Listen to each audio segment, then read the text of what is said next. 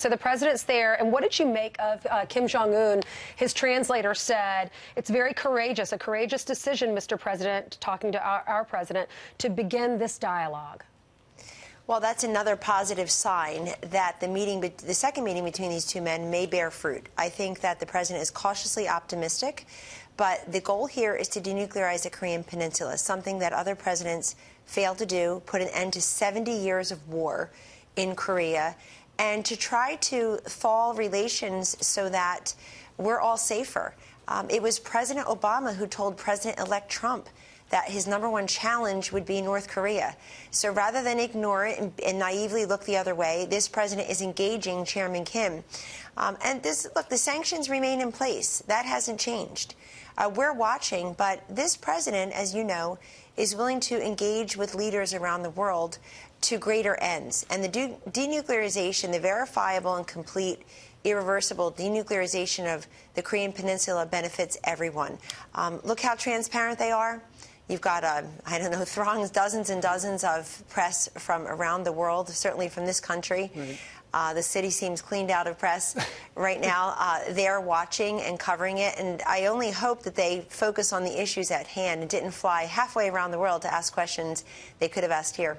Right. Well, you know, as Ed mentioned at 10 o'clock this morning, Michael Cohen is going to be appearing before the House Oversight Committee. Of course, he's doing that now because shortly he's going to be going to prison for lying to Congress. But he does, Kellyanne, make all sorts of allegations about the president. Hush money, that he told us to lie and break the rules and everything else. We don't know what to believe. I think the president is on the verge of historic talks and negotiations about the denuclearization of the Korean Peninsula, and I don't know how the two are put on the same plane, really, that they're given the same kind of gravity and weight. I know that many people today will want to split the screen and show the two scenes, but one is the President of the United States, our Commander-in-Chief, trying to continue the conversation about denuclearization. And the other is someone who the president spoke very strongly about yesterday, very negatively, in a statement through his press secretary, Sarah Sanders. I'll let that speak for itself. These hearings, also remember, nobody's being cross-examined. It's not a court of law. I would note the last time that this person was before Congress, he admitted that he lied, and I think people will see that. But again, I don't know that it should. Well, I do know. This should not be given the same weight. I mean, I think what happened here in Washington this week that was truly remarkable is you had 44 United States Democrats in the Senate, United States Senators, Democrats, who voted to legalize infanticide. Right. And I don't want to hear the word women's health. I don't ever want to hear them again think that they can get away with saying they are a voice for the voiceless. They are standing up for the vulnerable. We're going to be there to haunt them with this vote every time they turn around and pretend that this was about women's health. The baby's already born. Right. What about women's health? It's got nothing to do with it. They are for infanticide. They've been for late-term abortion, taxpayer-funded abortion, midterm pregnancy abortion, sex selection abortion. When you don't want another daughter, fine, just find out the sex of the baby and then exterminate it. Guess what? Now they're for post-birth abortion. And that is the biggest thing that rocked Capitol Hill this week. And the president is absolutely right. That will go down as one of the worst votes in the history of Congress. Right. And we will be there to remind them of it. Here's Michael Cohen released a 20-page statement, which he's going to read out loud starting at 10 o'clock. And one of the remarks is like this. He said the president was a presidential candidate who knew that Roger Stone was talking with Julian Assange about a WikiLeaks drop of Democratic National Committee emails. He said he listened to it on the speakerphone while Roger Stone talked about this and warned the president. What's your reaction to that? I was a campaign manager and never participated in a phone call like that. And so that's very curious, isn't it? The campaign was on an entirely different floor. Donald Trump, the candidate, was flying around the country most days. You saw it. You covered it. Other networks who gave him a ton of coverage covered it. And so it's just always curious to me why the campaign manager for the successful part of the campaign is not privy to any of these conversations, and yet people who weren't part of the campaign are out there puffing around saying, I was doing this, I was doing that. And I want to make another point that I've made to the president privately, and it's this. There were two kinds of people around him, particularly in that last part of the campaign, and those who were pretending to be around him during the last part of the campaign. One were the people who knew he could win and said so publicly. CEG, me, and a few others, said so publicly every single day. We're going back to Wisconsin. We're going to Minnesota. We're going to do 7 stops tomorrow. Here are the states. Mrs. Trump is going to Pennsylvania today because it has 20 electoral votes, and it does not have early voting. It has absentee voting, but it's day of voting. And on and on and on. There were people who knew that Donald Trump and Mike Pence could win that election fairly and squarely without cheating, without cutting corners, without doing right. But voodoo Kellyanne, which politics. is so interesting, and then there were because people who thought, right. and then there were people who thought, I guess, that they had to puff around and make themselves seem more important, no names mentioned. And so I think everybody should look at that for what it is. So it's so interesting because in his remarks, he said the president never thought he would win, and he told Michael Cohen that this is going to be the greatest infomercial for my brand and my company you can imagine. Is that the candidate you knew? No, it's not the candidate I know. It's not the president I've worked for since day one.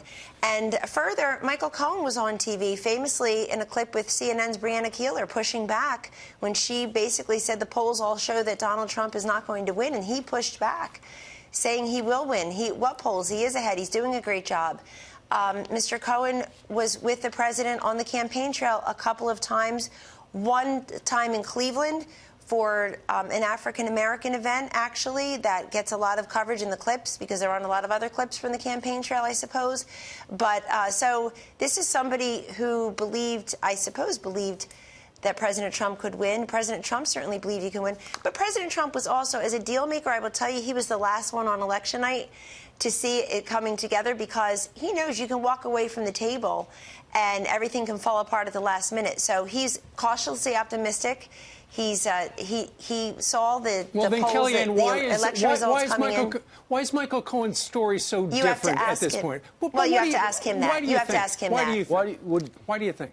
You have to ask him that, and I hope he's asked that today. Remember, we're not in a court of law. There's no cross-examination. There's no jury trial. There are Republicans who are just as upset at him as perhaps you are. And they will ask the questions. Well, I didn't say I was upset at him one way or the other. I can be confounded. I can feel consternation short of frustration.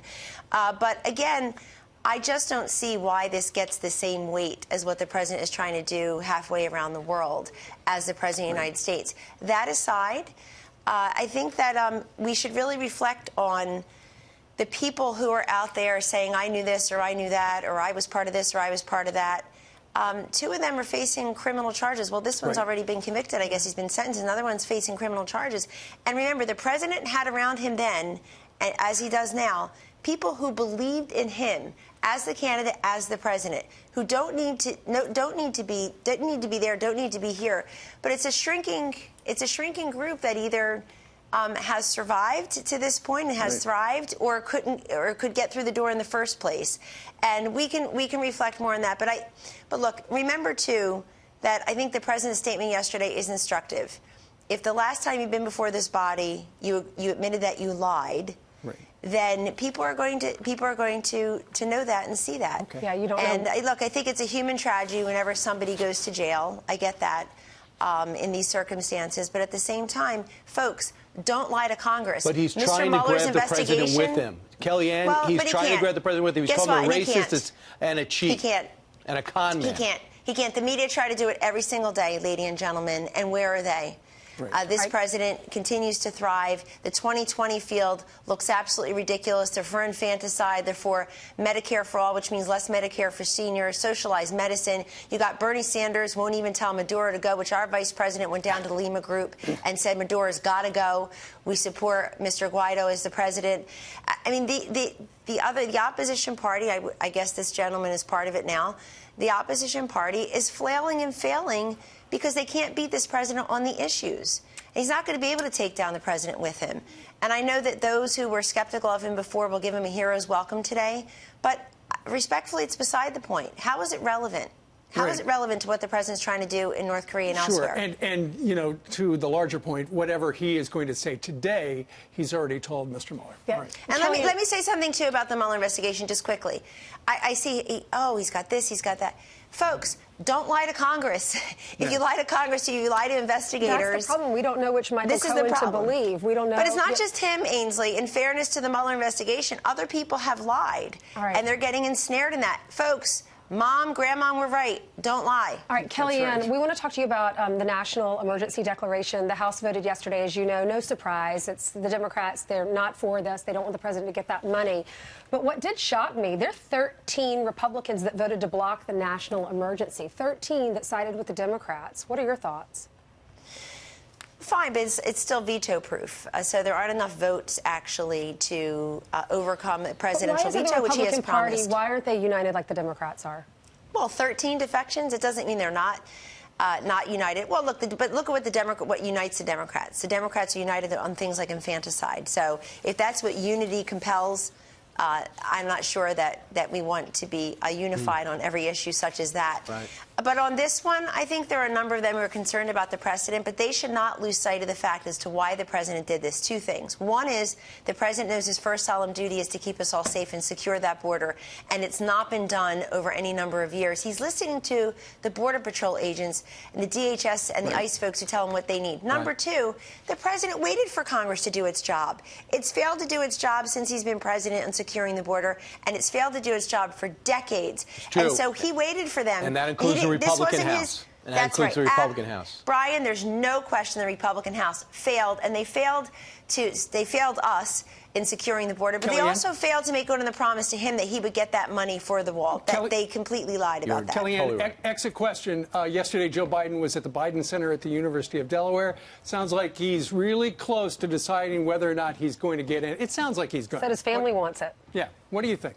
Did he get a round of applause and a standing ovation at the Biden Center in his home state? Wow.